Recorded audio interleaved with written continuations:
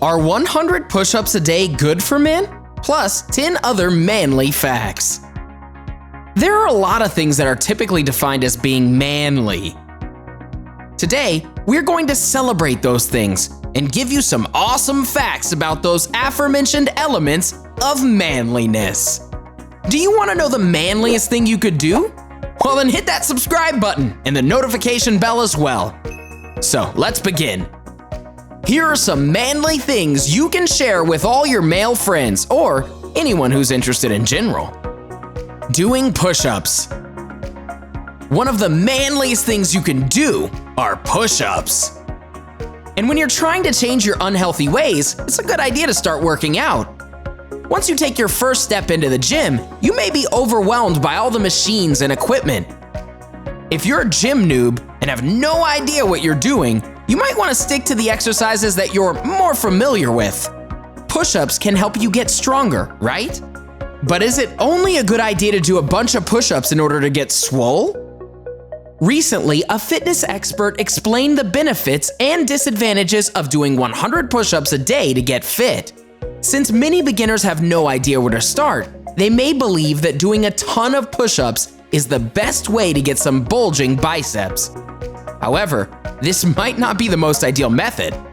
Although the exercise does help train your pecs, triceps, and deltoids, it's not the best exercise for strength training. If your goals are endurance for push-ups, then 100 push-ups might be a good beginner program, says the trainer. However, if your goal is strength, then doing 100 push-ups a day might not be the best way to achieve your desired result. If you really want to build muscle, then he suggests that you do exercises that have progressions. Once you've mastered the push-up, the man suggests that you should make it progressively harder for yourself if you want to build muscle. Rather than continue with the standard version, he advises those who want to practice this method to try diamond push-ups. This is when you place your hands on the floor in the shape of a diamond, making the exercise much more difficult.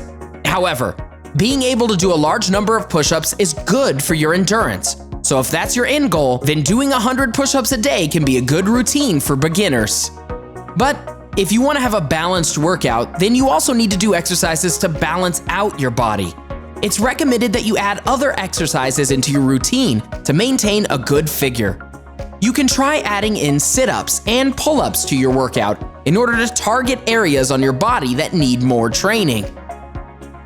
In summary, doing 100 push-ups a day can help with your endurance, but if your main focus is strength, then you're going to need to switch things up. For reference, the information was posted by Tecado Fitness and was first released in November 17, 2016. Well, now that you know all about doing push-ups, we're going to explore some awesome facts about men, as well as some facts about manly things. 1. The old word for man. This might surprise you, but in English, the word for man wasn't always, well, man. In Old English, individual men were known as were, while the term man was used to describe humanity in general. It was only changed during the 13th century, but not all the way.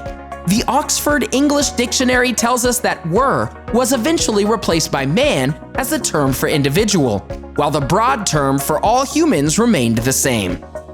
2. Averages.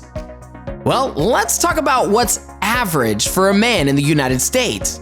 The average man is about 5 foot 9 inches or 175 centimeters, and they are usually around 190 pounds, 86 kilograms. Believe it or not, this figure has gone up since the 1960s. The Harvard Medical School Guide to Men's Health reports that back then, you'd find your average male's height to be about 5 foot 8, 172 centimeters, and his average weight to be 166 pounds, or 75 kilograms. 3. Life and death world stats. There are a couple of stats that may concern men around the world.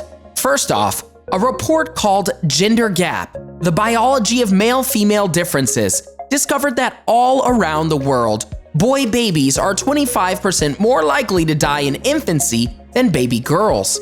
While that's pretty concerning, it doesn't get much better as life goes on for men. In terms of life expectancy, the Harvard Medical School Guide to Men's Health reports that men live about 64.52 years, whereas women average 68.76 years on this planet. 4. Common causes of death. Can you guess what the most common cause of death for men would be?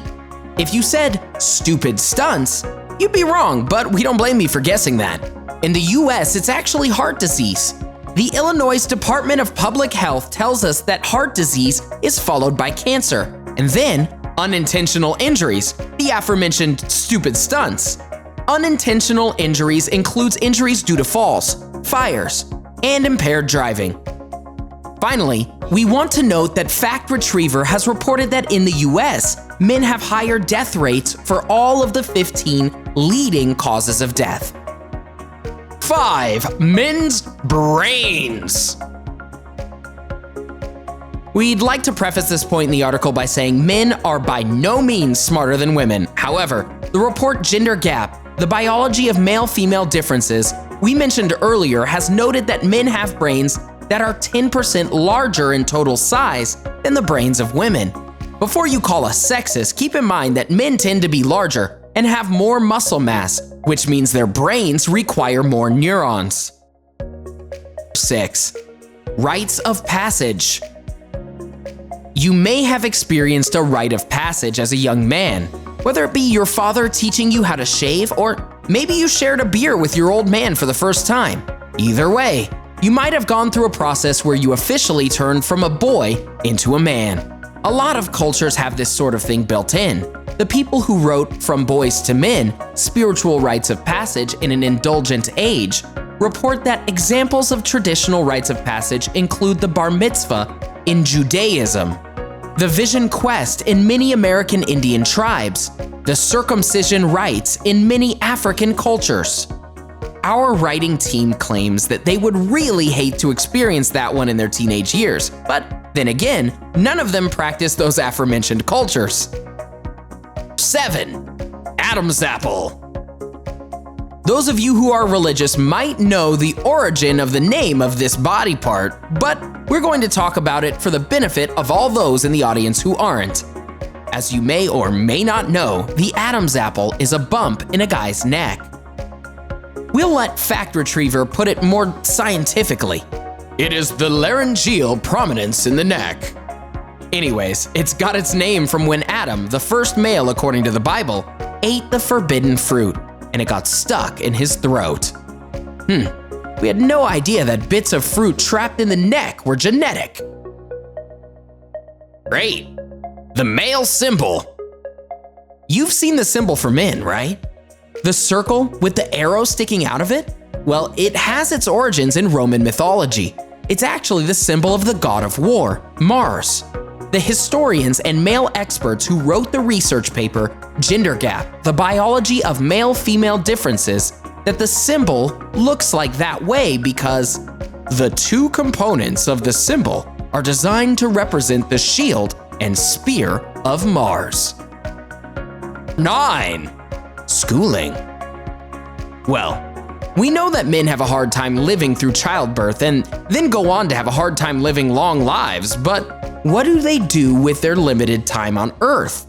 More specifically, how does their education go on average? We're sad to say that it's not good.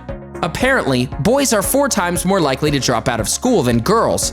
Not only that, but men represent 75% of the kids who need special education. They are also 3 to 4 times more likely to be on the autism spectrum and 4 times more likely to be diagnosed with ADHD. 10. Stay-at-home fathers. We know that the popular stereotype is that men should go off to work and women should stay home and raise the children. It's an unhelpful stereotype that only discourages women from going to the workplace, but represses a man's desire to be a nurturer. The good news is that the stereotype is slowly being washed away.